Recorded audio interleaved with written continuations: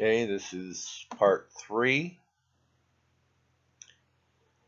I'm reading an article on the Washington Post. The Washington Post is talking about how the Obama campaign in 2012 used Facebook and apparently Google, as we see. We knew that also. Continuing.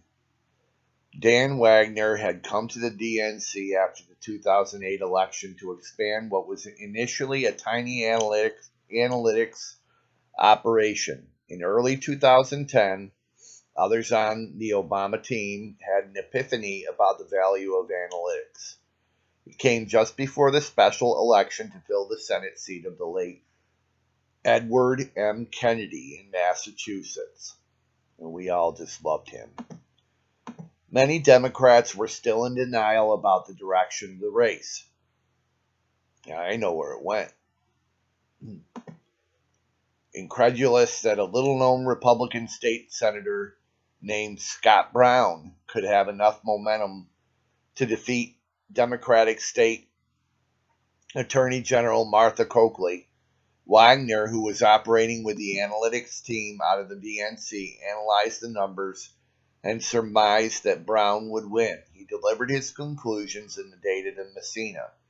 He said, "We're going to lose, and here's why we're going to lose."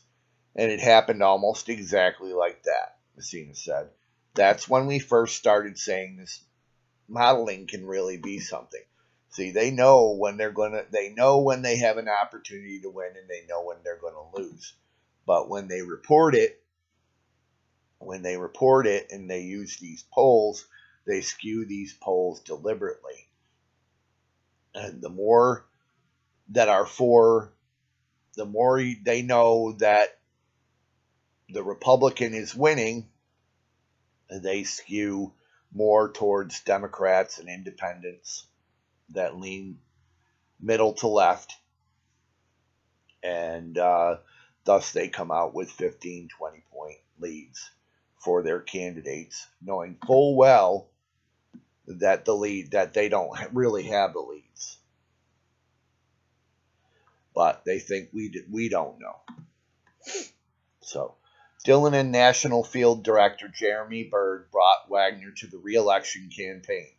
Eventually, the team modeled practically everything: voters, states, volunteers, donors, anything it could think of to improve efficiency, to give it greater confidence in its decision making. It wanted to know who was most likely to serve as a volunteer, and it created a model to find out. There are a lot of sheep out there. Not as many as they think, but there are a lot out there. The campaign established record numbers of offices in the states and record numbers of staging areas for volunteers, based in part on analysis of how much more likely people were to volunteer if they were close to an office. "We built a model on volunteer likelihood," Stewart said. "We built a model on turnout. We built a model on support. We built a model on persuasion. Who's most persuadable? Persuasion." And if we can't persuade you, we'll just off you. From modeling and testing, the campaign we'll shut your voice off, and eventually they want to off you. But from modeling and testing, the campaign refined voter outreach. Virtually every email it sent included a test of some sort. The subject line, the appeal, the message designed to maximize contributions, volunteer hours, and eventually turnout on election day. The campaign would break out 18 smaller groups from email lists, create 18 versions of an email, and then watch the response rate for an hour and go with the winner. Or take a combination of subject line and message from different emails and turn them into the finished product. Big corporations had used such testing for years, but political campaigns had not. The team's attention to detail rivaled that of the most successful corporations. One innovation was the recruitment of corporate trainers or coaches who volunteered to help teach everyone how to manage. We recruited a whole group of pro bono executive coaches, Bird said. These are people that coach Fortune 100 companies. Obama's team recruited them as volunteers, but instead of having them knock on doors, they were asked to provide management training. We had them partner up with our state leadership, Bird said. They didn't need to know anything about campaigns because we didn't want their advice on how to run a campaign. We wanted their advice on how to be a manager. The campaign also sought advice from what the New York Times later called the dream team of academics who described themselves as a consortium of behavioral scientists. The group included political scientists, psychologists, and behavioral economists. The campaign was operating well outside the traditional network of political consultants. You can tell I'm getting tired of talking here. This is long. Throughout 2011, Obama advisors were baffled by the slow start to the Republican presidential race.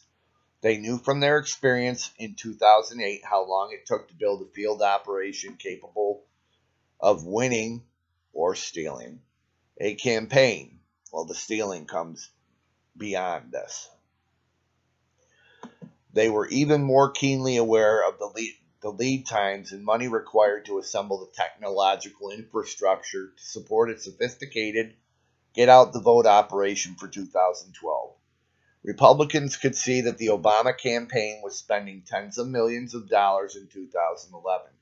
They just weren't sure on what. Money doesn't really matter in the end, as Trump proved.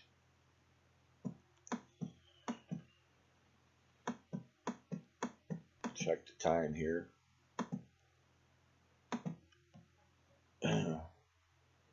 The gap between the Obama and Romney operations crystallized in the key battleground state of Ohio. In the closing weeks of the general election campaign, members of Obama's team had been on the ground in Ohio for years. They knew the state intimately. Obama had at least 130 offices there. It's one of the states that there was a lot of election fraud. Plus 500 or so staging areas for volunteers. He had almost 700 staffers on the Ohio payroll alone. Thousands of volunteers contacted voters. Romney had to put together an organization in a matter of months. He had about 40 offices and 157 paid staff members, although most of them were on the Republican National Committee's payroll. Scott Jennings, Romney's Ohio state director, said after the election that there was no way the Republicans could conquer Obama's head start. He knows what the hell happened there. He's just not going to say it. Our ground game was as good as it could have possibly been, given the time and resources we had to work with. Excuses, he said. There's just no substitute for time. 6 months wasn't enough to overcome 6 years of a constant campaign run by the other side. Truly, it is remarkable to see what they did in the rearview mirror. No, Romney was just a douche. He was the mirror, the blueprint for Obamacare. So that's one of the reasons he didn't get the turnout and we didn't overturn the fraud. Trump won by much more than what he actually got in what was shown in the popular vote. He won by much more than that. Okay. I'm going to stop here and go to another section. This is part 4 of the Washington Post article on how the Obama campaign won the race for voter data during the 2012 campaign. This was written in 2013 after the re-election campaign. Aaron Pickrell, Obama's chief Ohio strategist, told the story about himself that illustrated the disparity between the two campaigns' ground operations. An Obama volunteer knocked on his door during the summer, just to check in and see if he had any questions. The volunteer did not know who Pickrell was. He knew, based on campaign data, only that Pickrell should be a solid Obama voter, someone who needed to be contacted once at most. Must have been posted. Must have posted communist. Lots of communist propaganda. Pickrell and his wife later ordered absentee ballots. When the ballots arrived, they set them aside on the kitchen table, where they sat for 2 weeks. I got thrown back into the database of people who needed to be contacted, he said. Soon, an Obama volunteer knocked on their door to remind them to turn in the ballots. Once they did, there was no more contact. That was the level of the campaign's efficiency. Meanwhile, Pickrell said he just received a dozen direct mail pieces from the Romney campaign, a waste of money and effort on the Republicans' part. He got no direct mail from the Obama campaign because the database said he didn't need persuading. Problem is that instead of being a Romney liberal, he was an Obama liberal. Rich Beeson, Romney's political director, eventually learned the scope and sophistication of the Obama operation. They took that to another level, he said. Through modeling, voters were rated on a scale of 1 to 100 on their likelihood to support Obama. A similar scale was used to predict the likelihood that people would turn out. So if someone had a high support score and a low turnout score, meaning that that person was very likely to support Obama, but not so likely to vote, the campaign tried to make sure that person got registered and then cast a ballot, preferably during the period of early voting. They could vote once, twice, 3 times, 4 times, 5 times. We know the deal. Banking those sporadic voters became a top priority.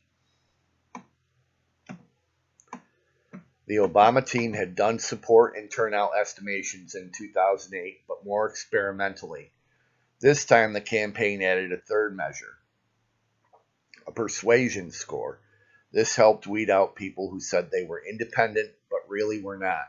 In the final weeks of the campaign, the team focused on voters with persuasion scores of 40 to 60. Those with higher scores were likely to vote for Obama without much persuasion. The others probably weren't going to back the president no matter how open they said they were. In the old days, you would say, here's a list of people we think are independents, go to their houses, Messina said. But you waste your volunteers' time all over the place because despite what someone says, there are a very small amount of undecided voters. By knowing the voters and modeling the electorate, the campaign wasted less time pounding the pavement. No get-out-the-vote operation works precisely as planned or as characterized in after-action reports by the winning campaign. It always sounds better than it is. On the streets, it never looks as smooth as described at HQ, but the payoffs for Obama were real on election day.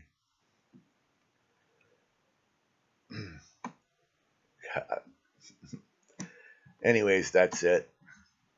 But that just goes to show you that while everybody's going nuts, the media and DC and, the left and DC and all these Libyanists across the country. Oh my God, the conservatives stole our data. Well, they didn't do anywhere near this. So that's just the reality. And It began even before the Obama campaign, and in 2012. But that's when Facebook was really coming. They are coming up big at that time, and we know how Twitter and YouTube have joined forces with the left, especially over the last year, and that's just the reality.